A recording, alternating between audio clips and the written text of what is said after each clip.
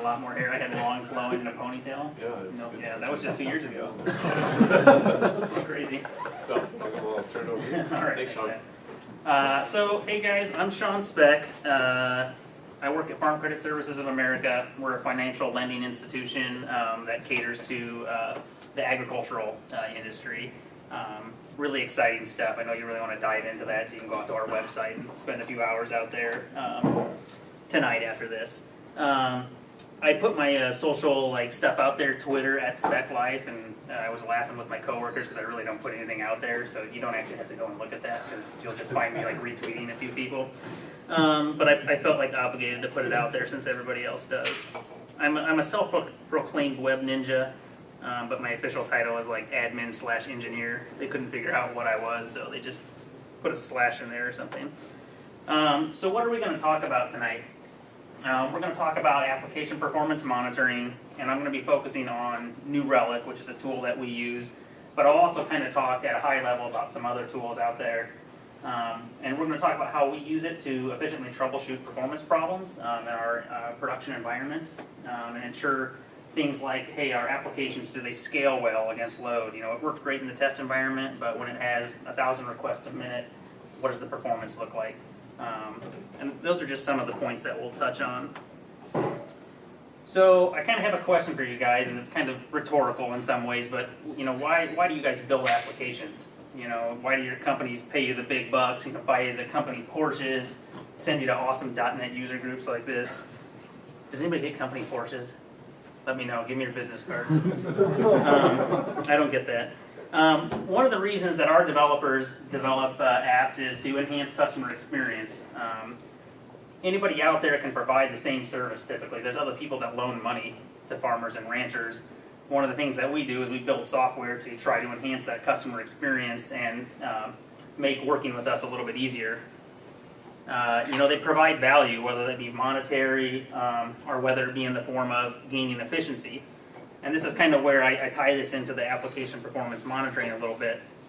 But one of the main reasons that we have a competitive advantage against peers in our industry is that we leverage technology to be faster, operate leaner, operate faster than others. So you can build this super awesome, feature-rich application that your business owners are just loving, but if it's not efficient, if it doesn't perform to expectations, you're going to have a lot of upset users. So how do we turn the performance up to 11? Because 10 is not quite enough.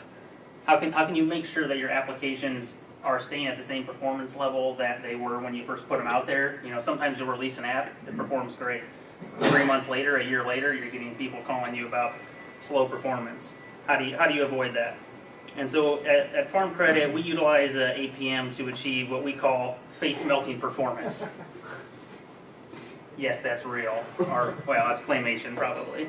I don't know if anybody is actually old enough to remember what movie that's from, but it just proves my age. But so we kind of have a running joke about having performance so fast it melts your face off. So before we talk about New Relic, what else is out there? Is anybody using any sort of APM tool?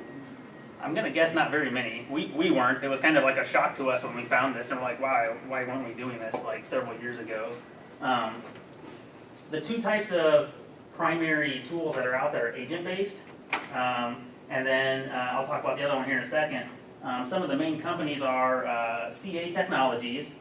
The kind of funny thing is they bought their product from the guy who started New Relic. So this guy named Lou Cern built this APM tool and created a bunch of patents on performance monitoring, and he sold it to CA Technologies. And then his company kind of broke up into two separate directions, and one part of his company, including him, created New Relic.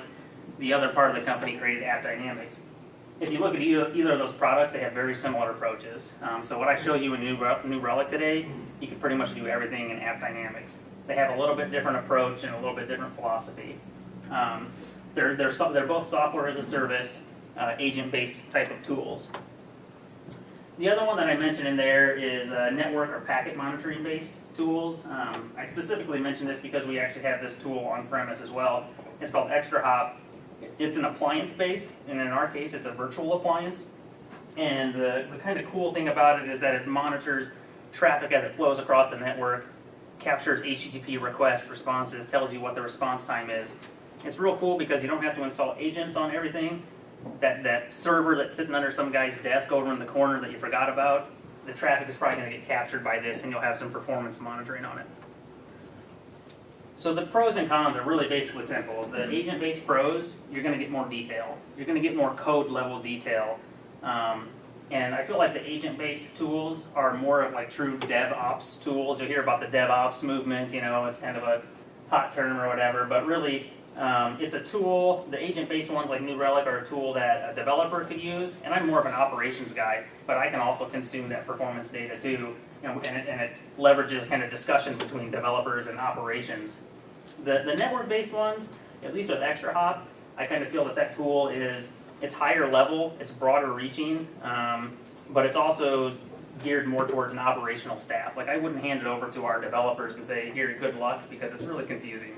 And it doesn't let them see that, hey, the method call in my class took 10 seconds. It lets them see that this web request took 30 seconds, and they can't really tell down to that specific level.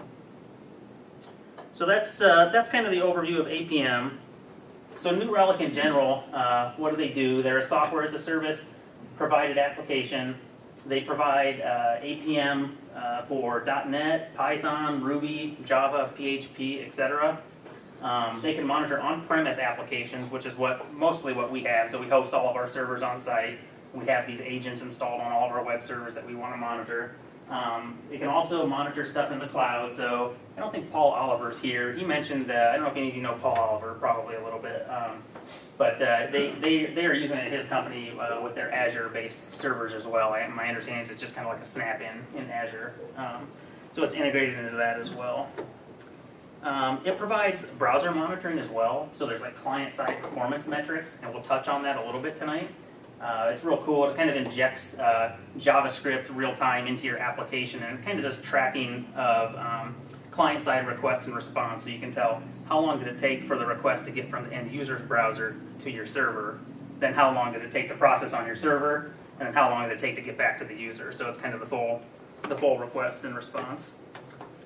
Server monitoring, this is actually free. You could download this today, and they have just a real basic service that you install on your servers, and it monitors resource usage.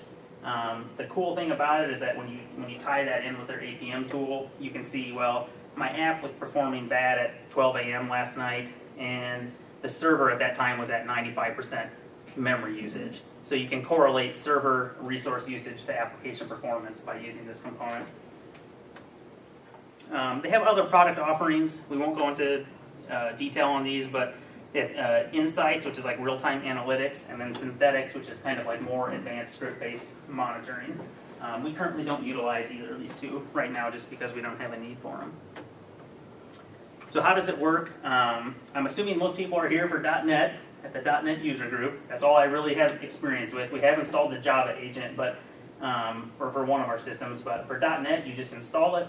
It snaps in as an IIS module. I'd like to say it's not intrusive, but it is kind of intrusive. It sits in between the stack there and captures all the data. So it's somewhat intrusive, but there's very little overhead. Reports data asynchronously up to the cloud and displays only slow transactions.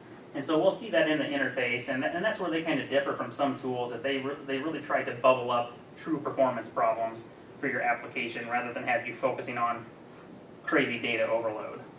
And I'll show you how that works. So one cool thing is, like, have you ever had somebody come up to you and go, hey, your application's slow? Or we're getting users, they're like, hey, your app is slow. And it's like, well, what the heck does that mean? Is it 10 seconds? What was it yesterday? Is it slow because they're having a bad day and they're just done putting up with it? We had the same thing. People would come to us and your application is slow. And it's like we would spend days trying to figure out why it was slow, and then performance would go back to normal and we'd be like, okay, we don't know what the heck happened. So New Relic fills the gap by providing historical performance data that kind of lets you see how slow an app is and where it's slow.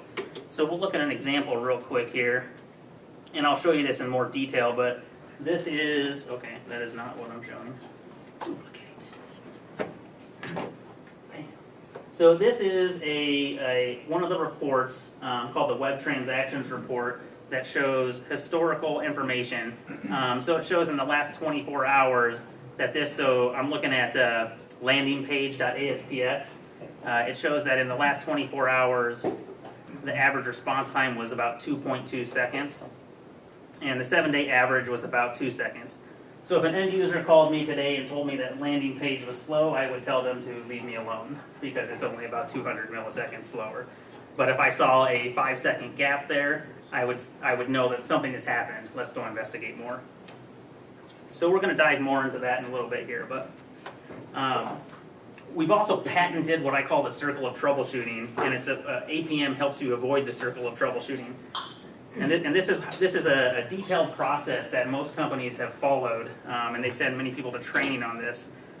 First, slowness is reported, and then they blame it on the web server. So they come over to my team and like, hey, the web servers are slow, and then we're like, no, they're not.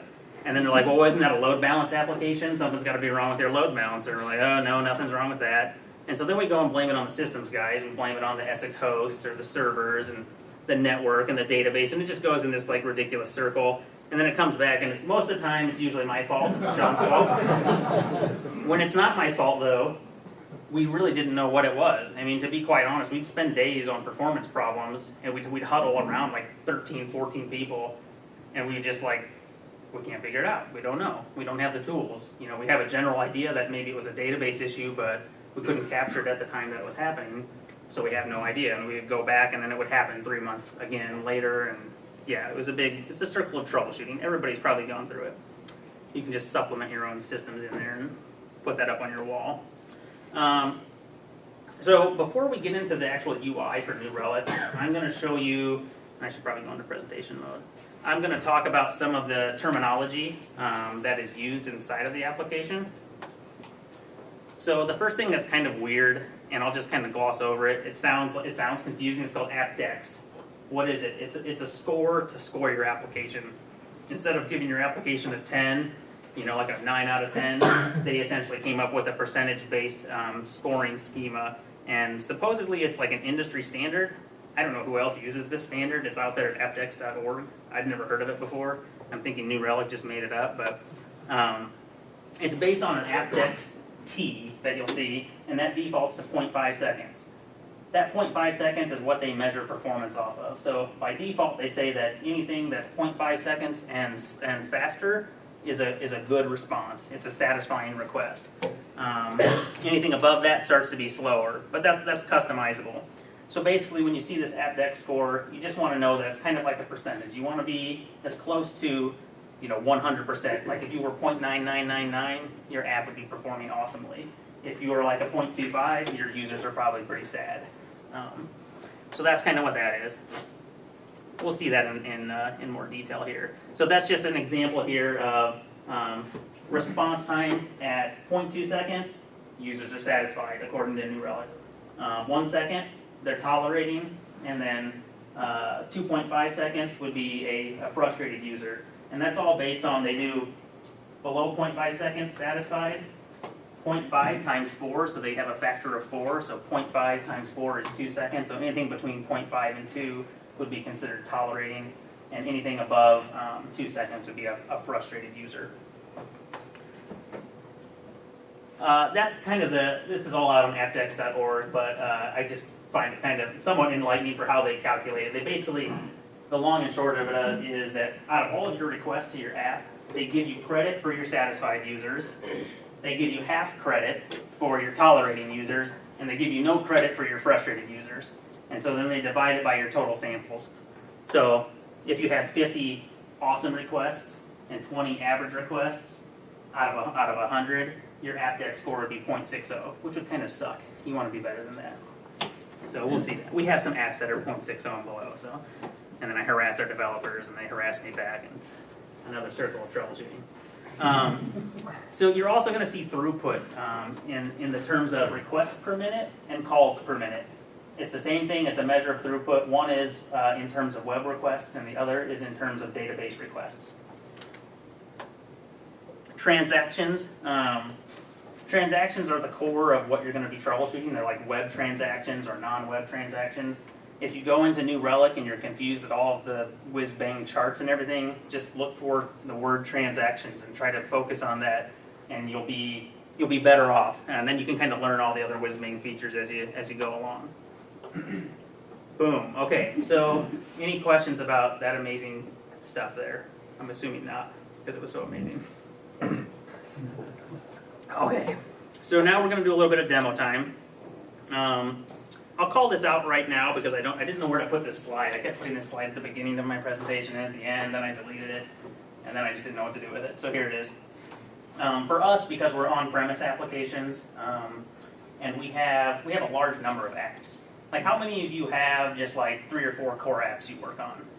Or more of you like, are more of you, who do you have, do your companies have like 100 apps? Not too many with 100 apps. Like we have, 100 apps. So we have like a ton of like small individual apps. You know, we build a web UI and it calls 5 different services, and those all get deployed underneath a single website, and then multiply that by times a billion, basically.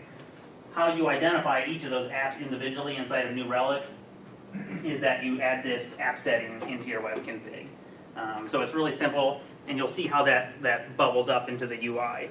Now, if you're a company that has 1 application or 4 applications, you could actually just do this through the UI if you wanted to, and some of the stuff I'm going to show you on cool searching inside of the UI probably won't matter to you.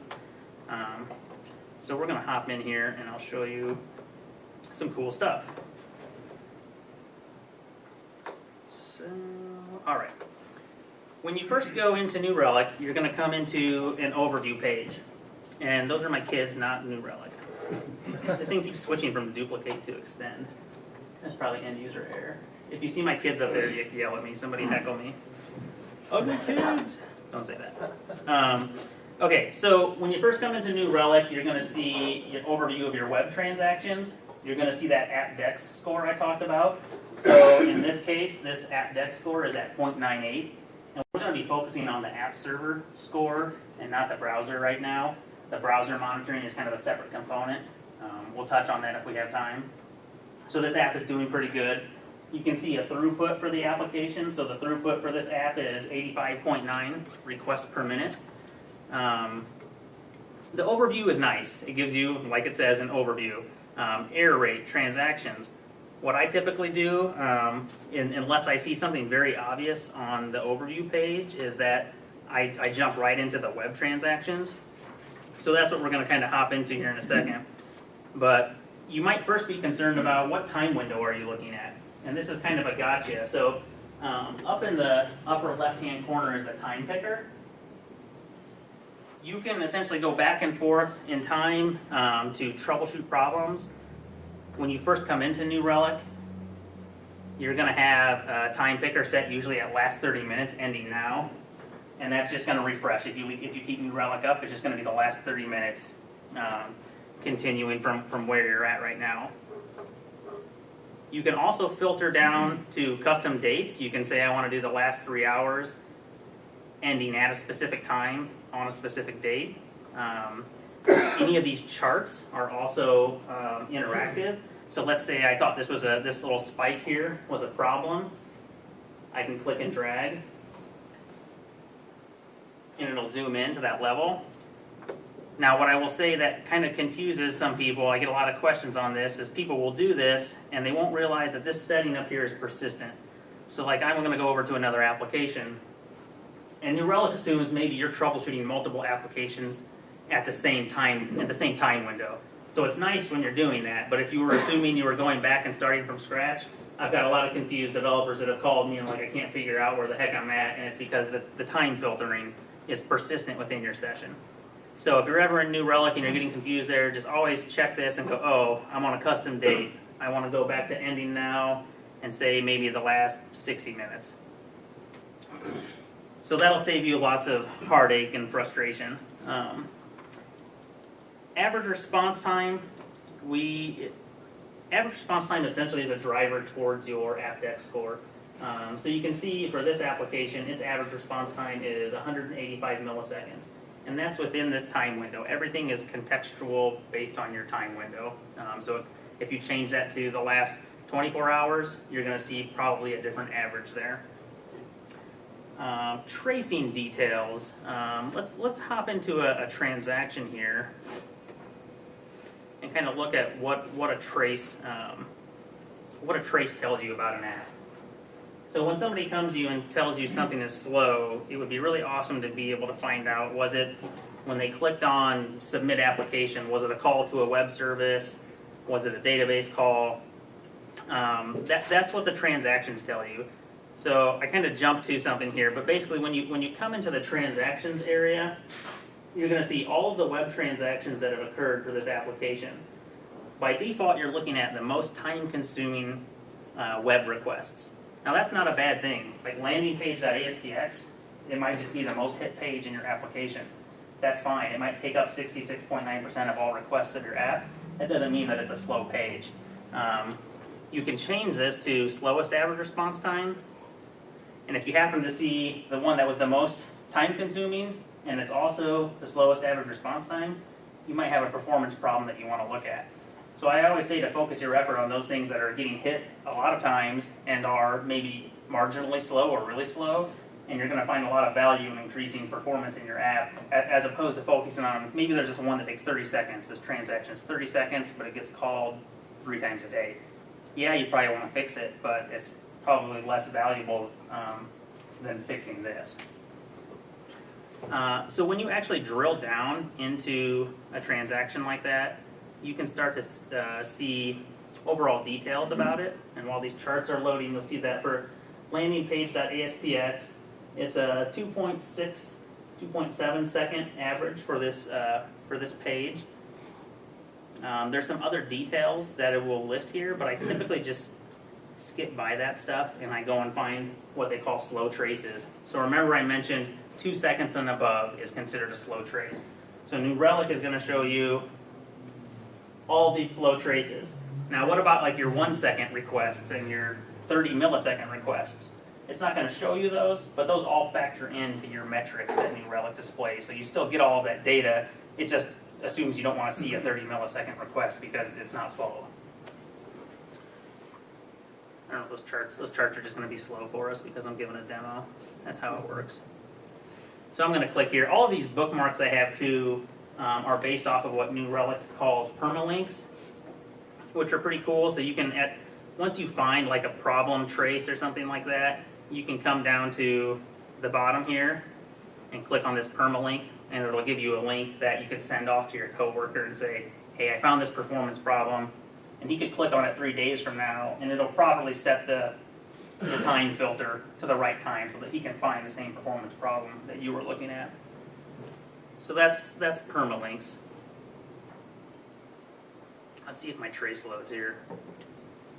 It says good example trace, so it's supposed to load. If it doesn't load, I'll be sad.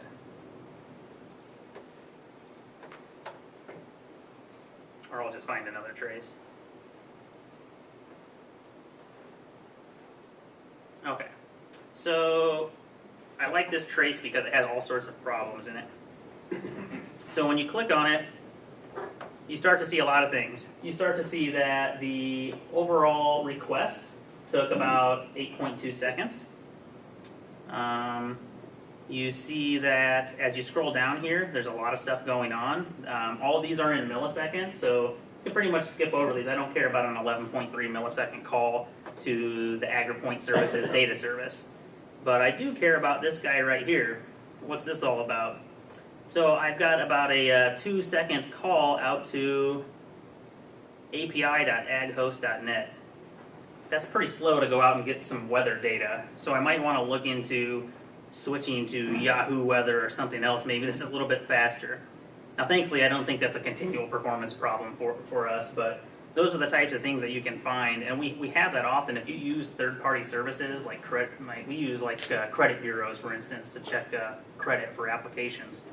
If they go down or start performing slowly, that can be really hard for you to troubleshoot if you don't have an APM tool. You just hear, hey, your app is slow, and then it goes away magically, and it was because your third party maybe was having a service outage or service degradation. So here I can see those web service calls. As you go down through here, you can also see database calls as well. Thankfully, these database calls are actually really fast, so I don't get to go yell at the database guys. So 13 milliseconds. I can't really ask them to squeeze much more performance out of that. But you can capture all of that. Depending on the type of SQL that's being executed, when you click the details here, you may sometimes see something really cool, or you may just see the name of the stored proc. If it's like entity framework, like generated SQL, you'll actually see the generated SQL, and it will take the parameters, like if you were passing customer TINs or other data, it parameterizes all of those, and you don't see those. It puts like question marks in there, and it doesn't capture any of that data. Now you can actually make it capture that data. They just assume by default you don't want it to for security purposes, but you can actually override that setting and have parameters from your SQL captured so you could actually see what was being passed. That's on an application by application basis typically. Is it, can I turn on such features on and off during, at some time specific, like, for example, I'm getting a request that something is slow or whatever, and, you know, I want to see what's actually entity framework is sending. Right. Can I turn it on purpose and then shut it down? Yep. If you weren't hoping to get like historical data, if you were gonna turn it on and then have somebody run some load testing or recreate the problem, then yes, you can. You can come into your application settings, and I won't get into that, but it's per application that you have in there, and you can uncheck that setting or check that setting and say I want to capture those parameters. So it is possible to turn off and on. Any other questions about the transaction trace? We're going to be looking at quite a few of these and kind of some cool real world examples that have happened in our environment as well. So one question I have Yep. is the total time was like 2.5 seconds, Yes. but those numbers add up to way more than 2.5 seconds. Oh. And you've got those little Nope. bars inside there. Yes. So, okay, so a couple of confusing things I didn't point out. So along the left-hand side is the overall duration of the trace. So this was an 8.2 second request. On the right-hand side is the timestamp. So that is like the sequential, like what time in the request did it happen. So this guy, Okay, so this isn't the 2.5 second request is part of what was confusing me. This is an 8-second request. this is, yes, exactly. This is an overall 8-second request, and this is a 2.1 second call within that 8-second request. So this was a major contributor. 25.62% of this overall 8-second call was spent in this call to get weather. And if you had multiple calls out to this, which I think we might do, then that's a big determining factor in the performance of this. And then this guy over here tells you that at about a half second in, the call to the weather happened, and then after it got done, it was 2.5 seconds, or actually 3.21 seconds later in the timeline of your trace. If you have multiple requests going in parallel, if you're using TPL or something like that, will it capture that correctly? Does it go across threads? I am not sure, to be quite honest. That I can't answer for It'd be you. awesome if it did. Yeah, it may, but I don't know that offhand. I'm trying to think, if you actually look here, there are actually multiple calls to that API.ag host. Some of these are to get weather, other things are to get like futures, stock information, or futures on like grain prices, things like that. So there's quite a few slow calls to this. So I could probably reach out to that vendor and ask, hey, what the heck's going on, if this was kind of a one-off deal. Any other questions before we kind of move on? I'm going to show you kind of a real-world scenario that actually happened, I don't know, 2 or 3 days ago with our a third-party service with a credit bureau, essentially. So, and this is the type of stuff that I mean, we used to spend hours or days trying to figure out, and so it's nice to be able to visualize it somehow. So, we started getting reports of slowness in New Relic and from users in one of our applications, and nothing really was standing out. And as we started to look at New Relic and the credit bureau services, we saw this big spike in response time, and so we were kind of wondering what the heck's going on here. So as we dug into this, we started seeing some really long traces, 332 seconds. That was not good. we didn't expect that. So we started looking at you know, what the heck is causing that?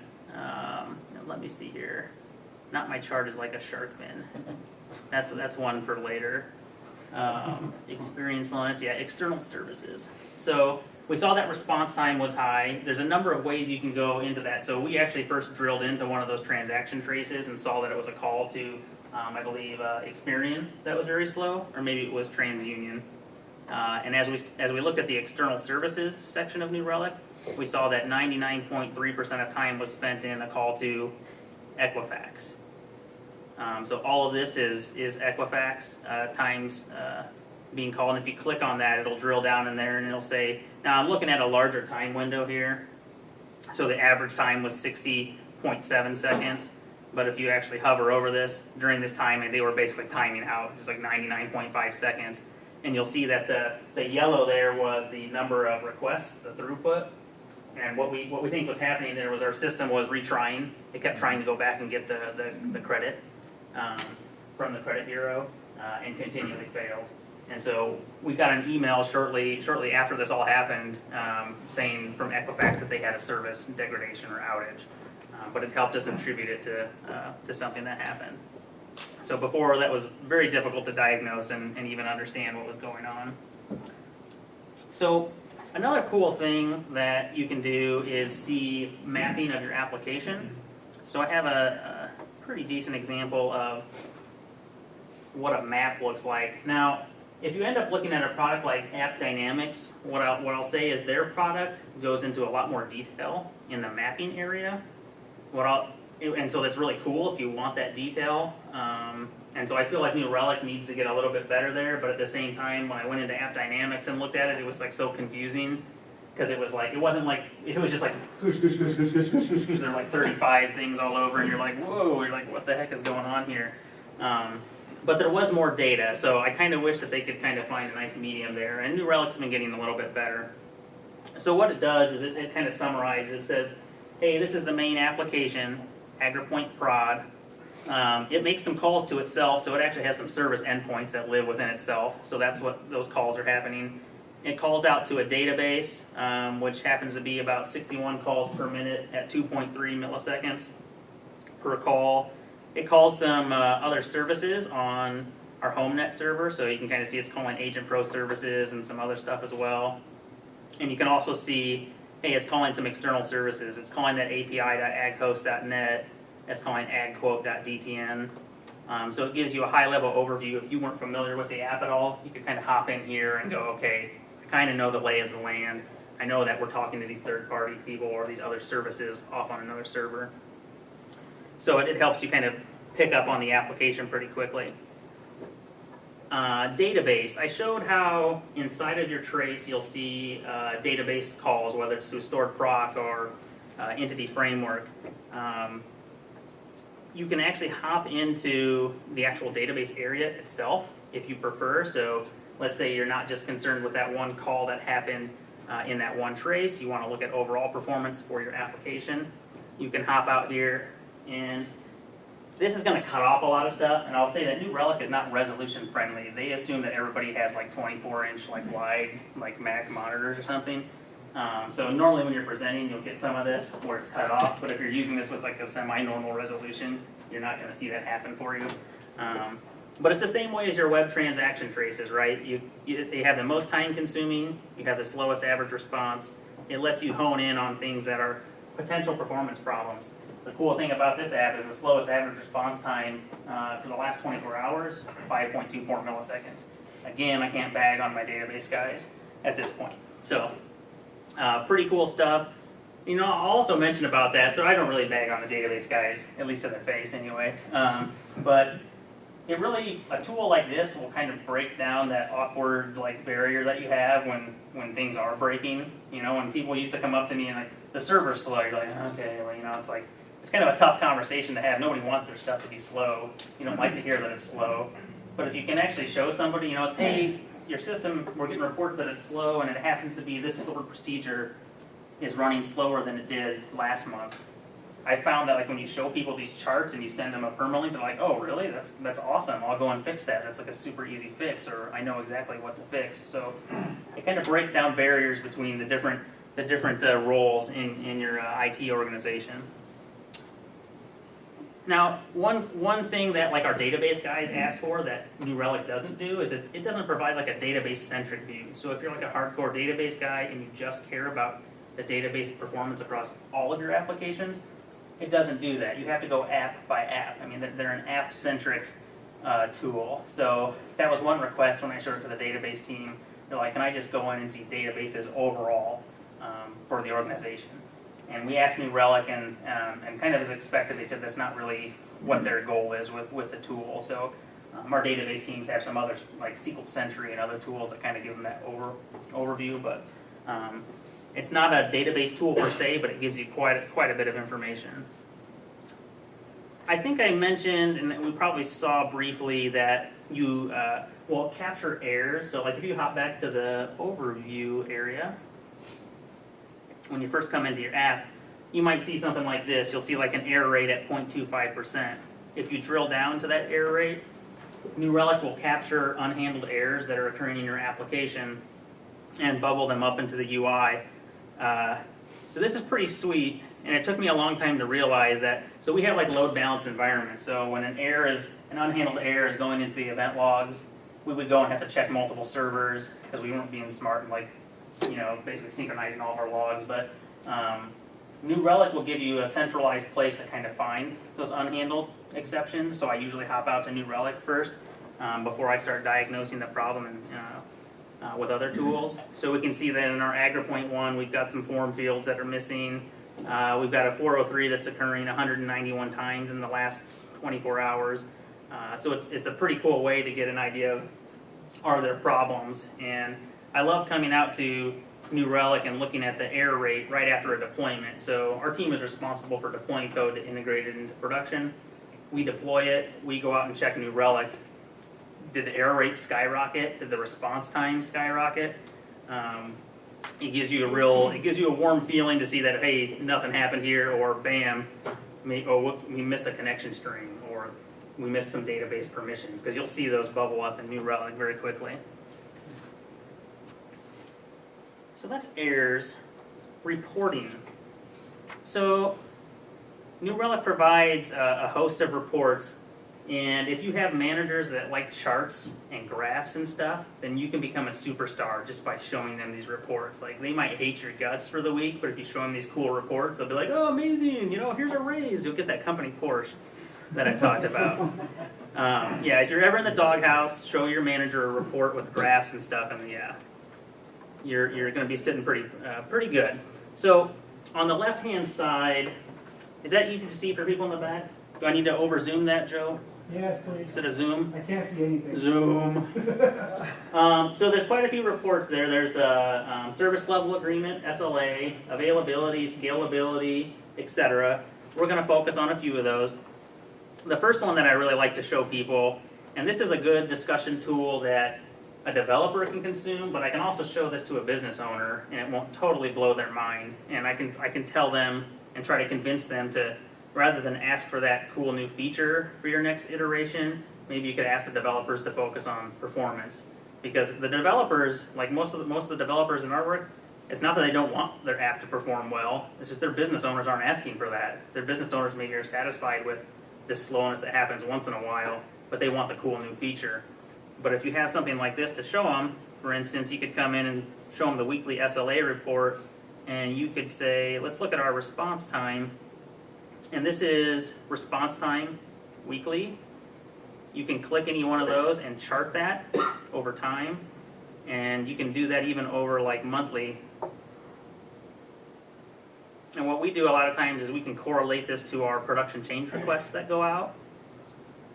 And you could see a production change request happen or a deployment happen, and maybe a decrease in response time or an increase based on what happened. This application looks like not terrible. It's been maintaining pretty consistent, although we did kind of have a little bit of a move up in the curve here where our average response time went up over the last few months. You can also kind of see, okay, has my app been getting hit quite a bit more? So they have like the requests in thousands.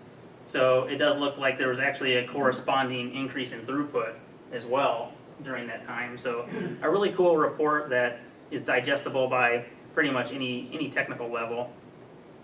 One of the other ones we'll look at next is the web transactions report. And we briefly looked at this earlier in the talk when I said, how do we tell what slow is? So this one is a cool just overview. Again, it's consumable by pretty much anybody, maybe a little more technical, but it's definitely a DevOps-oriented report in that you get to come in here and find out the details of what your page or a specific area, or maybe it's an endpoint in your REST service or a method in your REST service that you're looking at. But you can see, okay, so landing page has some room to grow. It's got a 0.31 AppDex score in the last 24 hours. It has 0.9 the previous 24 hours, and it's pretty consistently sucky, right? It's not like it just got sucky. It's been sucky for a while here. And you can do that for all of your transactions that New Relic is capturing there. You can change how it plots. Right now it captures like the total time per minute. So like 3.32 seconds of every minute are being spent in the landing page.aspx. You can also change that to throughput or average time or AppDex score. I usually don't tweak that very much. Just right when you come in, you can kind of tell where you have a performance problem. So that's a report I like to use. That is a manager pleasing report. I think my leader is actually here. Hey, Dave. Hi. Now Dave knows my secret, so I'm not getting that Porsche. Scalability. Okay, this is a sweet one. This one's a geeky one in my opinion. It kind of blew my mind when I first saw it because I was like, what are they trying to do here? So they have actually, let me go to a better scalability one. Reports, Civ scalability. So some of our apps are very low volume. Other of our apps are super crazy high volume. Like we have a customer info vault that almost all of our apps call to get customer data. If that application is slow, it's a bad day. All of your other apps, we've had Civ problems, we call it Civ. When Civ goes bad, everything goes bad. All of your apps will go up in the red and your performance is hurting because they're all calling this service to get customer data. So the cool thing about this is you can use this to communicate to different teams about what the performance looks like. And so it doesn't have the measles, but those are kind of like how it's tracking response time groups. And so the access isn't displaying correctly here. This is requests per minute, and then this is response time. So as the throughput increases, what does your response time look like? And Civ actually used to look like, it was like, ooh, it was like clear up here. It was ugly. It was bad. And it all came down to some stored procedure rewrites and a few basic fixes, including some indexes. And now, even at a super high request rate, that line is staying flat, and you're also not seeing a large spread from that center line. So there's not a lot of outliers that are going really slow in this case. Those colors, I don't know how you would actually use this personally, but it's like the colors are like at the time at what the request happened. So I suppose if there was a specific time that a performance problem was occurring for you, you might see those grouped together all in a similar color, but I just think they did it to make it look cool. So yeah, so I don't know why it's not hovering. Oh, there we go. It's resolution problems again, but like when you hover over that, that's 312 requests per minute, 469 requests per minute, 506 requests per minute, but you'll notice that it wasn't like a dramatic spike in response time.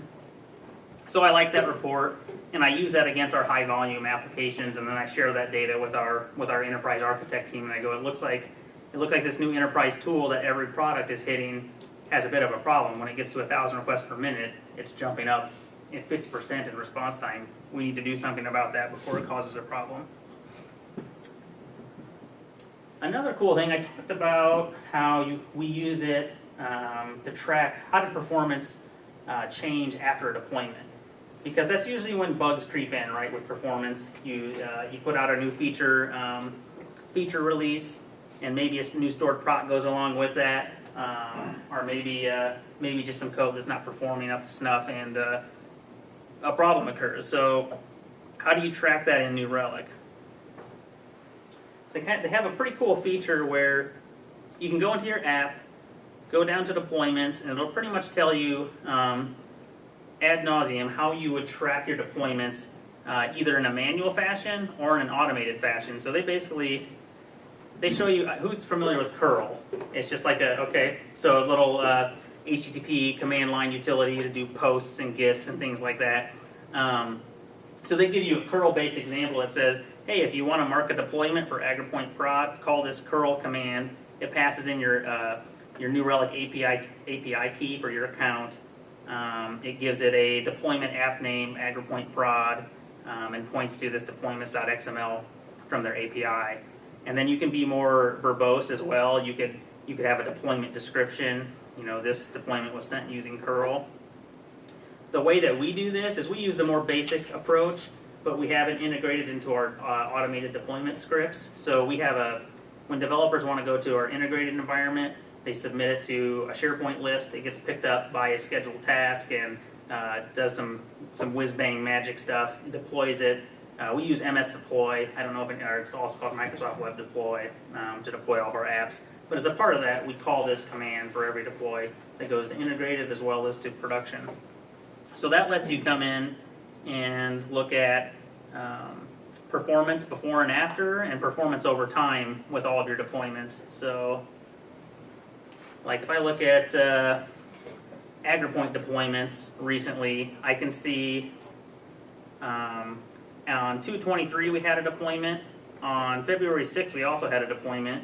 And we deployed it twice, and that's because I did something wrong. This is like our automated process, and then here's Sean trying to clean it up and fix what I broke, most likely. So that's me running it manually a few minutes later when I realized I did something wrong. But it tracks all of your deployments, and it'll tell you what your AppDex score has been after that deployment.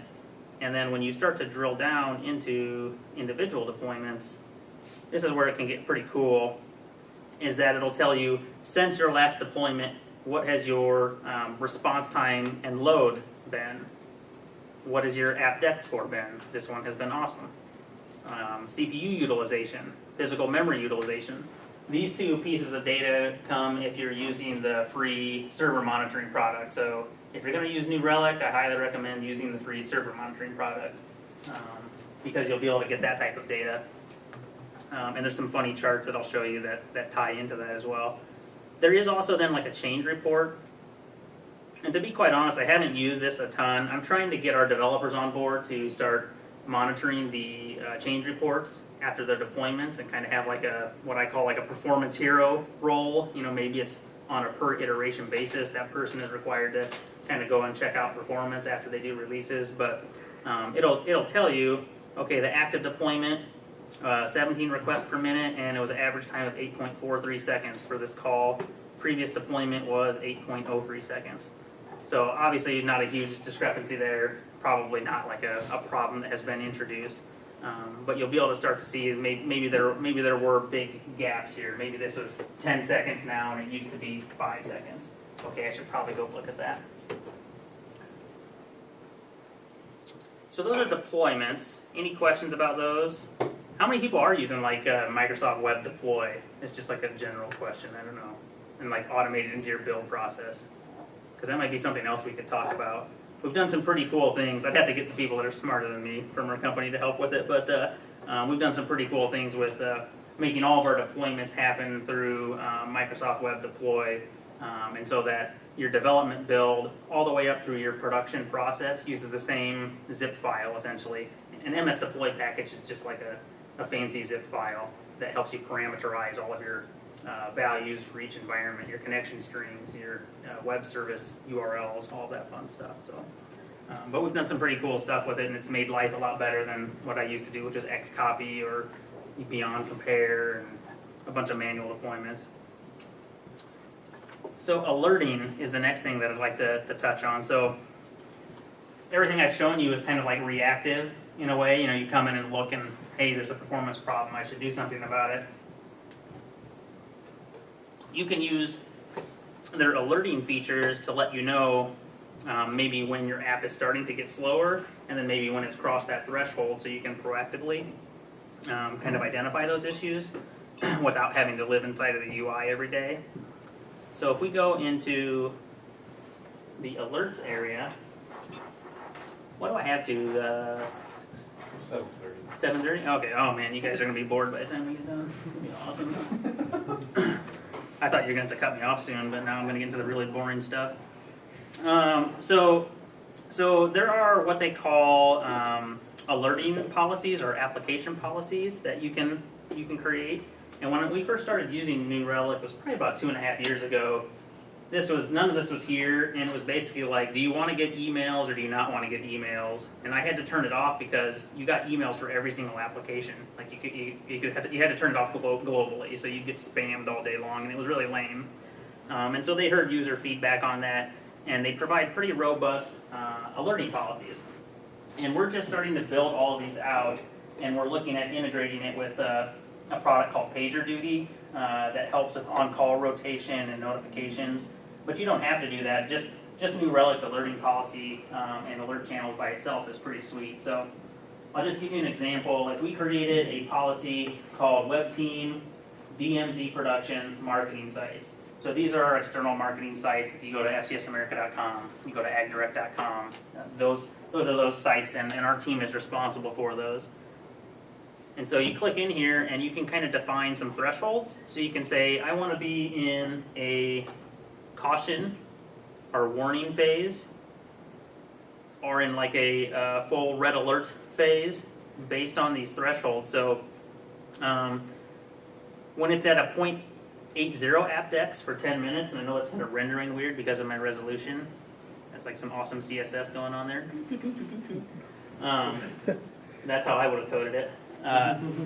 So when it's at a 0.0 aptX for 10 minutes, put it in a warning phase. Like let's say maybe it goes to 0.80 for a minute. I don't want to know about it. I don't want to put it in a warning. But if it's in there for 10 minutes or more, put it into warning. If it gets to 0.7 aptX or lower for 5 minutes, then I want to put it into a red alert. And then that might change how I send out an email or use PagerDuty to maybe even call me and say, hey, your external marketing site is performing pretty slow. And so you can also change the error rate as well. So like in this case, 1% after 10 minutes and 5% after 3 minutes. That determines how you would get alerted. If you have external facing applications that can be hit from New Relic, you can use the downtime monitor. So alert me when any ping URL is unresponsive for X number of minutes. So if our external site goes down, I'll get an alert from New Relic. If you use the New Relic mobile application, not available for Windows Phone, Jess, are there any Windows Phone users? Okay, sorry, you guys do, sorry. You can still use the website. Yeah. We like to harass Jess, even though his phone is pretty cool, but he doesn't have lots of cool apps for it. But the mobile app is pretty sweet. It will give you like push notifications real time on your phone when these alerts happen. But you can also utilize something like PagerDuty, which does the same thing. And so New Relic will integrate with any other kind of notification system. But you can also just use what they call alert channels, and you can create new alert channels. And so like I've created an alert channel, and I've specified that I want this to go out to the web team standard notification group. And right now, wow, did Kelly add himself in there? I've been the only one in there for a while because I've been testing it. Kelly must have been wanting to share in the pain of like lots of emails as I've tweaked this. But so you can assign users in here, and then once you add like PagerDuty, you'll see a PagerDuty integration in there, and that'll allow it to use PagerDuty. PagerDuty just lets you set like, I can set an on-call rotation. Sean's on call this week. Jess is on call this week. Peter's on call this week. I'm going to send them the annoying emails, and if they don't respond within X time, then I'm going to call their boss, and he's going to yell at them. That's what PagerDuty does. So it's very robust. I would encourage you to look at it if you do look at New Relic, because one of the benefits I feel like is being proactive about your performance. It's one thing to react and have the data, but it's another thing to maybe catch it before your business owners start complaining about it. And it's a pretty cool feeling to not be kind of caught off guard by it. Who's on call? Who's like an on-call person? You guys on call? He's on call. Are you a developer or an operations guy? Operations. You're in operations. Go operations! Go operations! There's some other operations guys there from my team. They're just like hiding. Like, we're not operations, we're developers. We're sort of developers. We develop stuff. too, but. So I kind of have a general question. If you're trying to put this into place on an existing application, and it's got some modules that are fast and some modules that are slow and some modules that are slow but seldom used, Right. Is there a way to kind of sort that out in the reports and the alerts and say, you know, tell me when something gets slower than it used to be, Right. but not necessarily have absolute numbers across the board? Can it do that? That depends on the makeup of your application. So I'm just realizing I forgot to show something kind of cool at the beginning. And so when I say it depends on maybe not the makeup, the architecture of your application. So we have an app called AgriPoint that I've been using in some of these examples. AgriPoint is just the web UI. It's also made up of like 3 or 4 different services, and an authentication service, a data service, central code service. Those are all individual components, and New Relic can track those independently. But you can kind of group them in the system by using things like they call labels. So I've created these labels, and this label is called application group. I'm going to click on AgriPoint, and it'll find any component, if you will, that is tied to AgriPoint. So I included enterprise user auth on there. Like another good example that we have is enterprise logging. So when I say it depends on the architecture, it really depends on if those modules are actually individual applications or not. If it's all part of a single app, the other thing that you could do there are what they call key transactions, and I'll show that here in a little bit more. Like, for instance, let's say 99% of my application is fast, and it's like a super high throughput application. But I have this one transaction, this one page that's always slow, like when people upload their W-9 form or something. Even though we expect it to be 5 seconds, it's taking 60 seconds, and we have to increase the timeout or something. I can monitor just that transaction, or just a group of transactions, but you do have to create those individually. I'm like, hey, monitor the upload W-9 page and alert me when it exceeds a threshold. Because that is one problem. You may have a really fast performing app and it shows in the green, but you're like, I know there's something slow in there and I'm not getting notified about it, but people are still complaining about it. So in that scenario, you really do have to use key transactions. And an example of that is like this AgDirect AgRelic landing page or AgriPoint prod password page. When we first released AgriPoint, the password page where people would change and then update their password was super crazy slow, especially as they went through the initial registration process. But the entire app was showing in green because it was the only bad transaction really happening. So that's one way to break out individual transactions and monitor them separately. Maybe not exactly what you're looking for, but you do have a few options.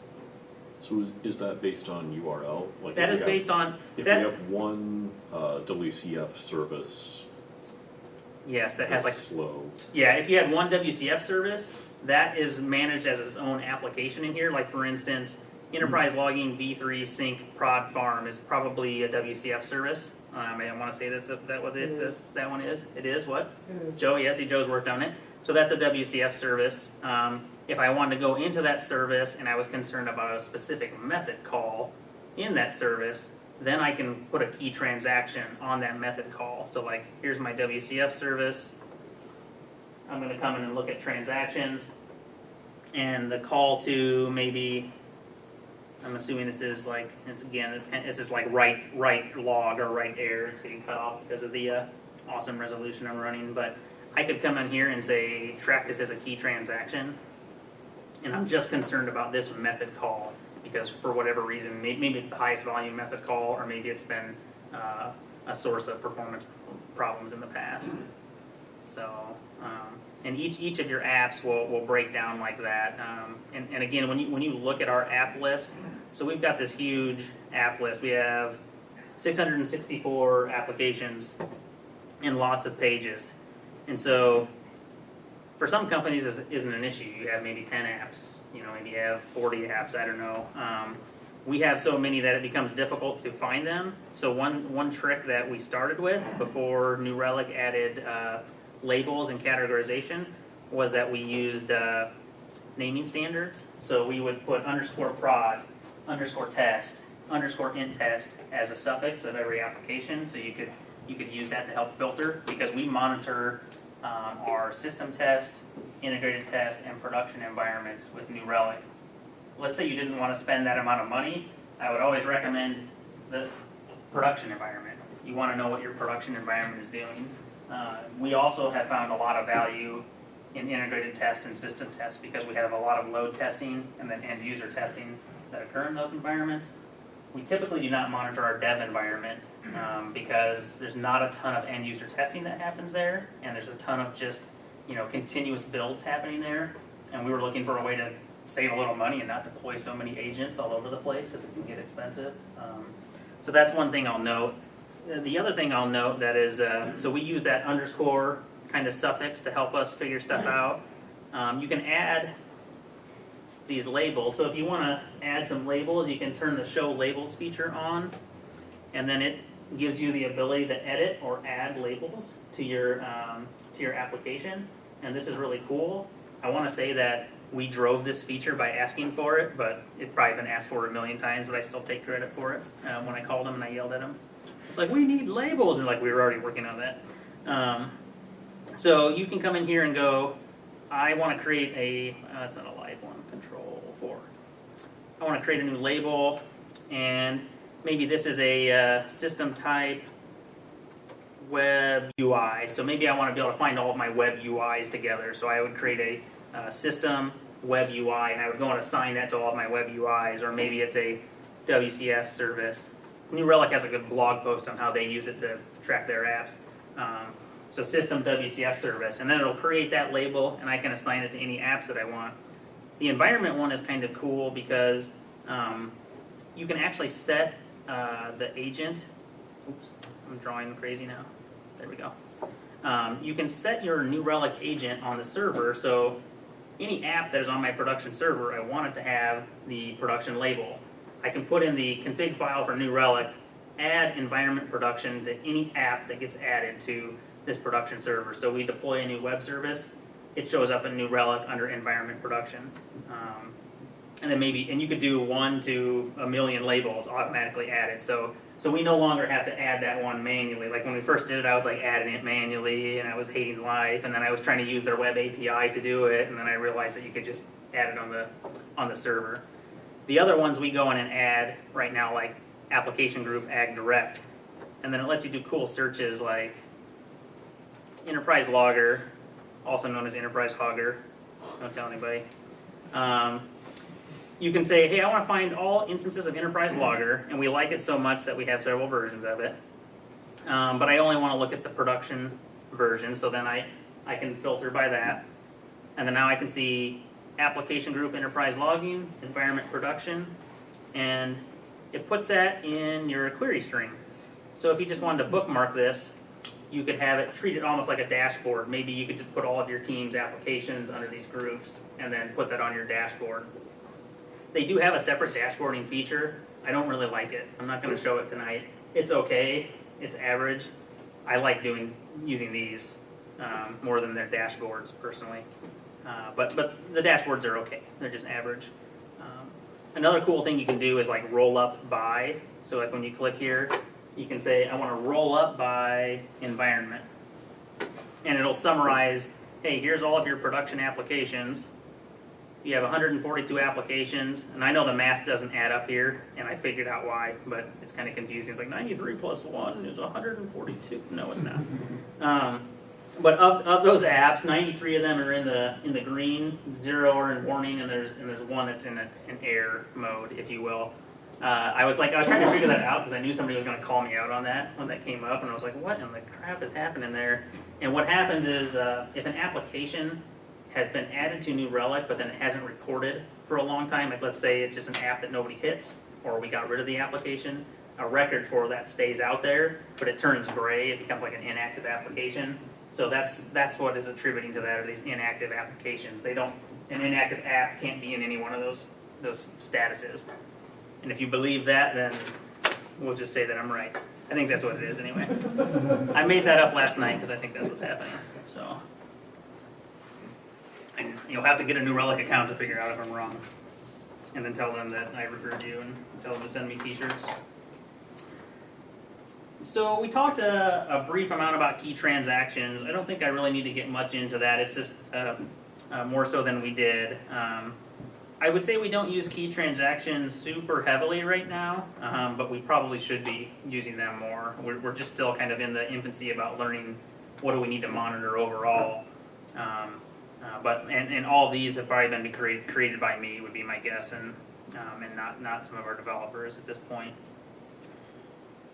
So the other piece I talked about was browser monitoring. I'm going to show you some funny things first, and then if we have time for browser monitoring, we'll show that.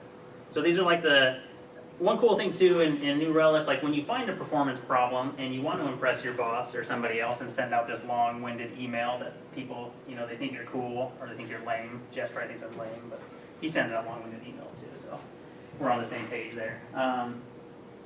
You can take a note. New Relic calls it a note. So, like, I find this cool performance problem, and I want to tell the world about it.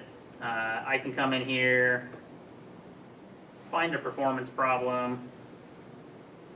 This is kind of like a permalink in a way, but almost better because it like tracks like historical response. I can click this plus sign and add to note, and then I can say, I want to add this to a note. I'm going to give it a description.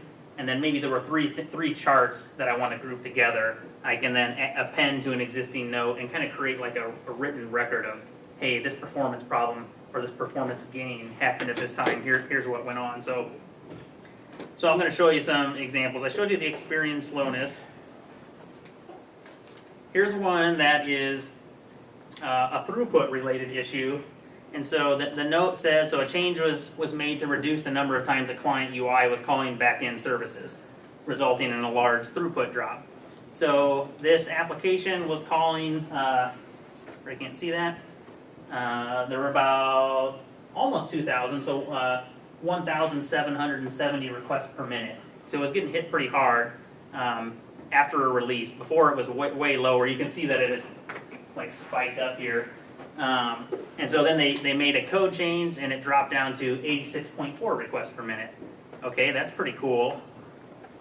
Here is the CPU usage, and each of these lines is a different server in the web farm. So server A, server B. This is the CPU usage for the application pool that was running that app. So it was at 62.2% on server A and 56.4 on server B. And then after they put the change in, it went back to about 1.9, and then under load about half of what it was before. And then in any of these notes, you can kind of click View Graph with Context, and it'll snap you back into maybe the more detailed view inside of New Relic. So some other ones that are kind of cool. And again, these are all like things, they really do bring people together. It seems kind of funny, but like you send out these emails and show people that I made a small index change, but it like totally kicked butt and made my application fast. Like people love to hear that stuff, more so than they love to hear that their app is slow.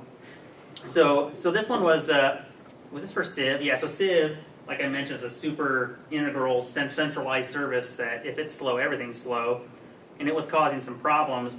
And they made some pretty minor stored proc enhancements. And you see this big drop off here, so it went from averaging like 497 milliseconds, and this got called quite a bit too. I talked about those high throughput things.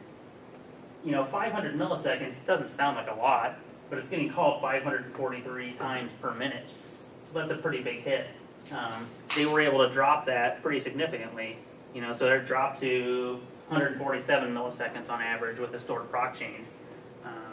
So pretty cool. Another one, where's my chart is like a shark fin? My chart is like a shark fin. Never mind, it's an old song. That was lame. Anyway, my hat is like a shark fin. Anybody? No? LL Cool J? No. That movie. Was that a shark movie?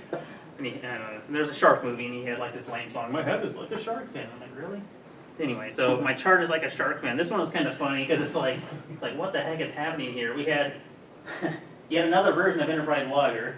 had gone rogue. It was like Skynet. It became self-aware. And like it started like this is the memory usage. It would like eat up a ton of memory on the server, then it would die. And it would eat up a ton of memory, then it would die. And this we weren't restarting it. It was just doing this. It was like I don't know what it was doing. It was crashing or what. And so we got this big meeting together, and I was all like showing them this chart. I'm like, this thing is causing problems on our server. It's eating up all this memory. And we got all these people. I got Dave in there. I got the whole team, and the developers like, yeah, we don't need that anymore. Yeah, we're not using that. You can delete it. Sweet. But it was an easy way to start the conversation. So you have cool charts like that. You just have to make sure to save them so you can show them at user groups. Enterprise messaging. This one was actually a real kind of pain in the butt. I don't know if any of you guys use MSMQ, but it can be a bit finicky at times. Especially if somebody accidentally restarts the MSMQ service during the middle of the day, which I don't recommend doing that. I did that like my second day on the job, and I learned not to do it. But what you see here is another one of our kind of centralized systems called enterprise messaging, which sounds like what it does. It sends out messages for enterprise level applications. So you can look at a certain time when, let's see here, so an MSMQ outage caused several applications to begin flooding enterprise messaging. So you can see life is good, and then bam, all of a sudden we start seeing very big spikes, and then all of a sudden we're up to about 30 seconds, 27 seconds, etc. Average response time. The throughput goes nuts with enterprise messaging. It goes from 103 requests per minute up to a max of 14,000 requests per minute in a pretty short time frame. So this one was not easy to. New Relic didn't really help us fix it, but it at least helped us identify. Okay, here's the applications that are having a problem, and then we had to figure out that it was MSMQ that was having issues. So that was pretty cool. I don't think I have any other really funny ones, just sad ones that make us cry. I think stored proc fix.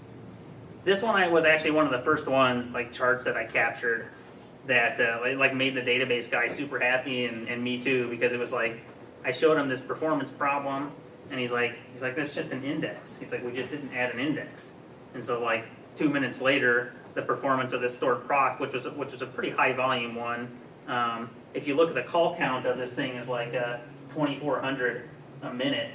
And so, yeah, maybe it's not terrible at 330 milliseconds, but it was just getting absolutely hammered. And then it just like falls off the face of the earth after they add the index. So it goes down to 5 milliseconds after they added the index. So there are a lot of performance problems and that subject can be hard to broach. Like people don't want to deal with performance problems because they're notoriously hard to troubleshoot, they're just a pain in the butt. But there are a lot of we found a lot of low-hanging fruit in our environment. Things like this, that's like, if you have a tool that helps you at least pinpoint it, and you go, oh yeah, that's really stupid, it's just an index, or maybe it's just this code that needs to be tweaked.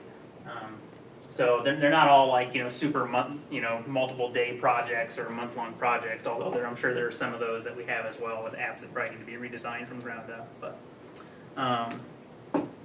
any questions on that? Specifically, if you want to talk more about my chart as like a shark fin, that would be good. We have 7:20. We have 10 more minutes. Don't have to take I can make people suffer. How about this? So, what I will say, if you're interested in New Relic, I would say go and check out their browser monitoring stuff as well, because their browser monitoring is really sweet. What I will say is that it was really awesome because it was free for a while, because it was in beta, and now only some of the components are free. And it was a pretty hefty price tag, so it was tough for us to justify at the time. I do see us eventually purchasing their pro level browser monitoring, but just in summary, I mentioned that it tracks that whole client to server processing time and then back to the client, but it does more than that. It can track JavaScript errors. It also provides AJAX tracing, and then these session traces. These are all the features that we don't have access to anymore. This one, I don't know, it's probably useful, but it's one of the most cool things you've ever seen. Like, you can hover over this and it'll tell you the user clicked on the submit button, 10 seconds into the transaction. Then they hovered over the purchase, awesome product button. And so it gives you like the full interaction that the user is performing. So as more people are developing Angular-based apps, single-page apps, things like that, which we're starting to do a ton of, the browser monitoring starts to become pretty valuable. If you're a mobile developer, there's also a mobile APM SDK that you can integrate into your iOS and Android applications as well. We are not currently using that. That again is pretty pricey, depending on how many mobile apps you have. We did look at it, but we're just not there yet. But if you're a heavy mobile developer, it might be nice to be able to know the performance. I'm going to stop there because I could keep going for a while and just see if there's any other general questions about it at this time. Sean, do you know, is there like an API that you can use to dump data into this? There is an API, and you can dump data into it. There's certain things that aren't there, like for instance, provisioning users. Like I have to, like you want access to our New Relic account. I need to go and add you as a user. They don't have the provisioning of users in their API yet, but they do have the ability to add apps, to add labels, to do pretty much everything else. The other thing that they have that I didn't really talk about, and as you start to go into New Relic, there's some cases where you're going through a trace, and it'll say there were 5 seconds spent in application code. Well, it might be a protected class or code that New Relic is not instrumenting because it's your code, and it doesn't go into that class. They have a whole section on custom instrumentation, so you can enable that in your application and say, well, I really do want to get down into this protected class and find out, I want to know what that 10 seconds in my application code really was. So they do have quite a bit of that. We haven't gotten to that point yet of starting to do that at this point. So. Do you know what profiles